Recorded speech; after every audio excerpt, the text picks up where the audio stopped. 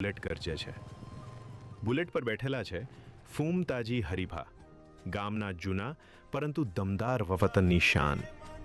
આંખોમાં સૂરજ જેટલો તાપ અને દિલમાં ગામ માટે પ્રેમ. ગામમાં બધાના દિલમાં રાજ કરે છે ફૂમતાજી હરીભા. ન્યાયનો રસ્તો ખબર, ખેતરની સુગંધ પ્રીત અને વતન માટે જાન પણ હજૂર.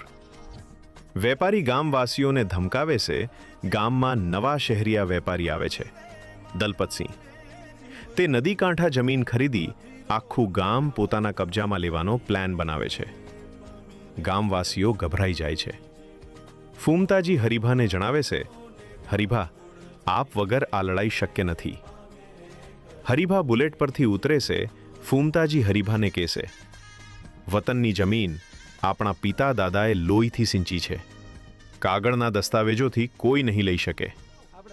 દલપતસિંહના માણસો ગામના એક યુવાને ધમકી આપી મારવા જાય છે, પરંતુ હરીભા એને બચાવે છે. પ્રશંસામાં ને પ્રશંસા, હરીભા સ્મિત કરીને ચિમટા વડે બીડી સળગાવે છે. હરીભા જોશ સાથે બોલે છે, સમય બદલાતો હોય છે ભાઈ, પણ વતનની ઈમાન ક્યારેય નહીં બદલે. તે પોતાની બુલેટની ચાવી ઊંચી ફેંકી પકડીને કહે છે, ફક્ત બેકી પકડીને કહે છે, એકવાર એન્જિન ગરજે ને ફ્લોસ્ટું પણ કંપે. હરીભા પંચાયતમાં બોલે છે, મહાપંચાયત થાય છે. હરીભા ઉમદા દલીલો અને ગામના પુરાવા સાથે દલપતના જ કાનૂન સામે કાયમ પડે છે. સત્ય જીતે છે. માઇકમાં નારા બોલાય છે, ફૂમતાજી હરીભા જિંદાબાદ, ફૂમતાજી હરીભા જિંદાબાદ, ફૂમતાજી હરીભા જિંદાબાદ.